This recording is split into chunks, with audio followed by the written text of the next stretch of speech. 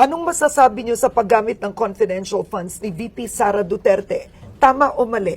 Well, since it's confidential, bahala sila kung paano nila gamitin yan. Basta, hindi nila ibulsa. Yun lang sa akin. Kung ginamit nila yan, gamitin lang at i-justify lang. May kuha naman na nag-imbestiga. So, imbestigahan mo sa kuha kung mayroong mga pagkakamali. Kuha will determine everything and they will be the ones to recommend the filing of the case kung Oo. meron. So wala kayong nakitang maliit kay Mary Grace Piatos, yung mga pirmang pare-pareho? Bakit kasi nagpupukus? Magtanong nga kayo sa Davao kung sino yung Mary Grace Piatos. Kilala niyo? Maraming Piatos na sa Davao. Totoo ba to, sir? Ito naman. Oh, mamatay ko! Lupa doon sa likod ng City High. Lupa yan ng mga Piatos. Punta ka sa Bunawan. May mga Piatos dyan. Hindi ko lang alam kung sino si Mary Grace, ha?